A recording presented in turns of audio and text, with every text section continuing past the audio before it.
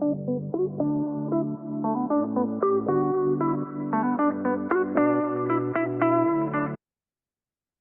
to the November question and answer session. And a big thanks to all those who asked questions on my Facebook group, Authors Selling Direct. The first person to ask a question is Elaine, and she wants to know how to manage expectations for people who are buying print books at this time of year because they might not arrive in time for Christmas. Now, you know how I'm always saying if it's an ebook, say it's an ebook several times, and the same for a paperback and so on. Do the same for managing expectations here. If you have a cut-off date, say books must be ordered by such and such a date, and you could put it on your announcement bar at the top of Shopify or whatever store you have. And go and have a look at other people's stores for inspiration. I don't mean authors, I just mean anyone, like clothing stores, anyone. They're all facing this Christmas cut-off time. And you could say, I can't guarantee them if they're over a certain time, but say it in several places. Don't just say it, for example, on your announcement bar, because people tend not to read at the best of times. And when they're shopping online, maybe they're watching their favourite show on Netflix, maybe the children want something from them, maybe their dog needs to go out for a bathroom break. The cat could be sitting on the keyboard. So they're not just sitting there with giving your store their undivided attention. And even if they are, they might tend to skim. So say it in several places and look at what other people, not authors, what other people do for inspiration. My next question is from Fiction for the Soul, and this is another great question as well. Now, Fiction for the Soul wants to know about the author page on your store. And Fiction for the Soul wants to know, should it be professional? Should it be laid back and casual? Well, the answer here is it should be whatever fits your brand. And Fiction for the Soul wants to know what would make it trustworthy. Well, that's what makes it trustworthy. It's got to just be in keeping with your brand. So, for example, I'm a cozy author. I kind of make cozy in jokes on my about page. If you're a science fiction author, you'd keep it in keeping with that. If you wrote dark horror, you wouldn't want to say that you enjoyed sitting at home knitting while playing with your fluffy cat. You see where I'm going with this? You've got to keep it on brand. So it's not so much whether it should be professional, whether it should be casual and easy. It's whatever your brand is. Is your brand professional? Is your brand laid back and easy? Whatever your brand is, go with your brand and make sure it's in keeping with your brand, and then customers will find you trustworthy. Now, James has asked a question. Should you have different ads for different types of books? So, for example, should you have a different ad for paperback, ebook, and audiobook? Well, yeah, great question, James. Thanks for that. The bottom line is yes, because your ad needs to go to a product page. So it shouldn't go to a collection. Never give a customer a choice. Years ago, I had a friend who had show horses, and she said this to me time and time again, that she learnt the hard way, that when showing a potential customer a horse, she learnt the hard way only to show them one horse at a time, because she had a row of stables, and if she had other horses in there, they'd look at the other horse. If the horse next to the one was also that she was selling was also for sale, she invariably didn't sell either horse because it caused buyer paralysis. So when you do an ad, make everything really simple for the customer. Don't make them jump through hoops. You want to reduce the steps to the barest minimum. So don't send them to a collection. Send them to something that they can actually buy, not something where they need to go on a search mission and be a Sherlock Holmes to find out what's for sale. So make it really super clear. If you're sending them to ebooks, make sure they go directly to the ebook page. That is the ebook product page. If you're selling a bundle, send them to the bundle of ebooks. If you're selling a bundle of, say, an ebook, an audiobook, a print book, still send them to that bundle. Now, if you're doing ebook bundles, customers will always say, why isn't this available in paperback? But that just gives you a good opportunity to say, yes, it is available in paperback. Here's the link. And you do that in the comments. even if at the end of your ad you say, also available in paperback, here's the link, the customers will still say, is this available in paperback? Because as I said, people tend not to read, they skim, even if they skim. So sometimes they don't. So always have an ad running to the actual product you're selling. Don't give people a choice. So don't send, say you've got a series called The Green Frog Mysteries. Obviously, that's a terrible thing. I just made it up.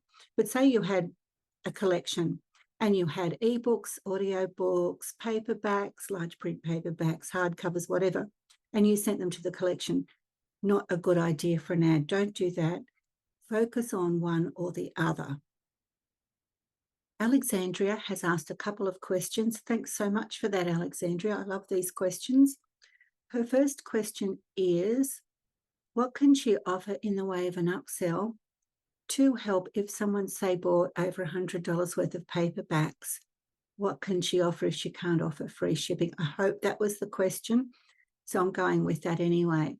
Well, are they already discounted? If they are, you don't need to do anything else. And if they're not already discounted, considering offering an upsell, a post-purchase upsell that does have a rather good discount on it. So that's pretty much what you can do.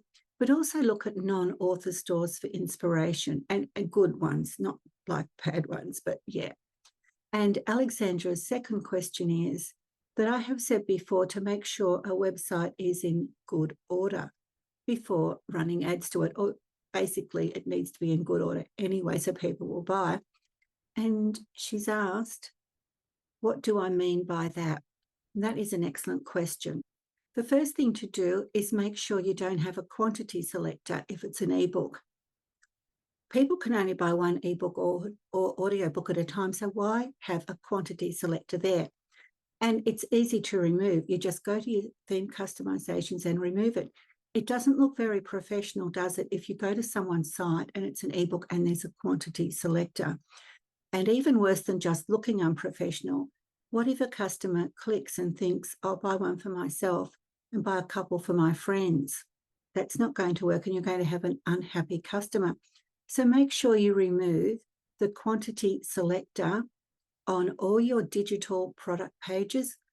I like to do a default product page, one for ebooks and one for audiobooks. And it's super easy to do once you know how. But that's the first thing I would do.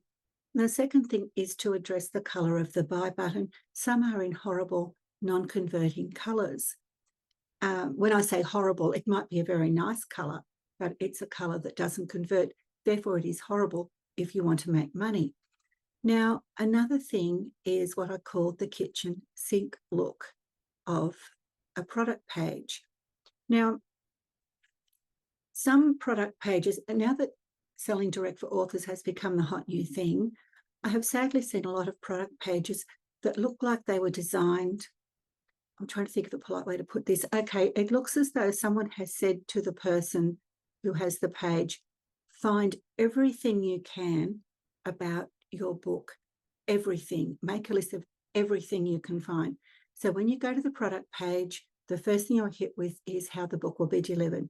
Then you're hit with lots and lots of images of the book, the front cover, the back cover, a cover taken from a treetop, a cover taken from your rich uncle's yacht, your rich uncle's cat's name is in there. Tropes are great for TikTok. If you don't have a TikToky audience, try and probably do away with those tropes and all sorts of things. But they've thrown everything plus the kitchen sink at this product page. Have some restraint. The product page is not a competition to see how much you can fit on that page. It's not a competition to have a coloured font. It's a sales page. That's the purpose of it. It is to sell something. It is not to fit every last bit of information you can find about that product onto that product page. Another thing to consider is above the fold. Oh, by the way, I'm saying this in general, not to Alexandria, who asked this great question that allowed me to go off onto this bit of a rant, because I get very passionate about product pages. Okay, above the fold. Now, no one is going to give a you-know-what about how they're going to download a book they don't want to buy in the first place. So why tell them? And if you tell them too many times, it's not going to engender trust. It's going to make the person think something's up. Will make them think something's a bit sus if you keep telling them and reassuring them in an over-the-top way how they're going to download their books. Keep that to a minimum and you don't put it up the top. It's not your selling point. Your selling point is, why would someone want to read your book? That's the hook.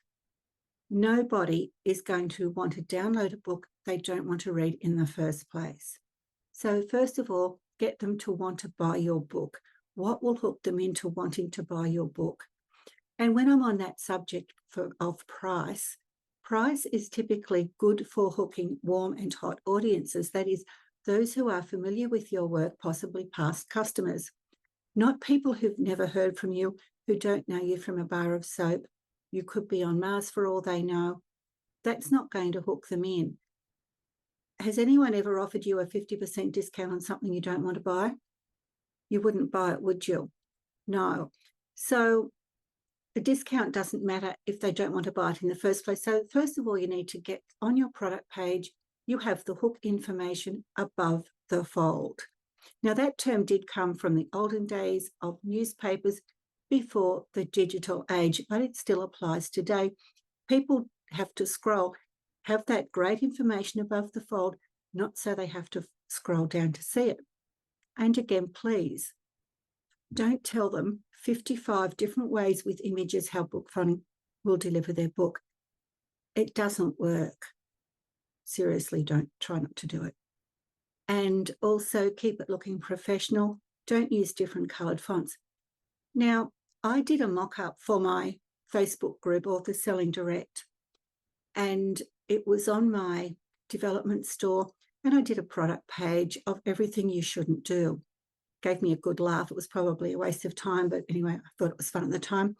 But then yesterday, an ad came up on my Facebook page. It was like for 150 ebooks for 90% off. I mean, I'm exaggerating, but that's how it seemed. They're just ebooks. But when I clicked through, it didn't take me to that ebook bundle. It took me to a page with various collections. And if I hadn't just been nosy and trying to see what was going on, I would have stopped right there and got out of it, which I assume most customers do. So it was difficult to see what was for sale. But when I did click through onto one of the ebooks mentioned on this huge page of seemingly unrelated products, I found that that page was even worse than the mock-up I had done to show people what not to do. I was actually a bit envious. I thought, gosh, this is creative. But then I realised they weren't doing it as a joke. They were actually thinking this was going to sell. And I felt really sorry for them because their page won't sell. It's just a hot mess. In fact, it was an even better hot mess than the one I had done as an example of what not to do. So just be a little bit thoughtful when doing a product page. Obviously, I'm not saying this to Alexandria, who knows what she's doing. She has a very good store. I'm saying this to everyone. When you do a product page, make sure it's clean. Don't put everything you know about it at it. Make sure above the fold that you have the hooky information that will help a customer want to buy your book. Don't have up the top how it will be downloaded to BookFunnel. Stick that down the bottom in a meta field, for goodness sake. You don't need to put 150 images of, here's a photo of Damon, the wonderful man who runs BookFunnel and has helped us all so much. I mean, he's wonderful, but you don't stick his face in your product page. You don't have an image of BookVault there 1,000 times saying BookVault will deliver your book. Oh, yes, it's really easy. Don't be afraid. Here's BookVault's customer support number, their support email. No, you don't do that. Don't do that. Resist the urge.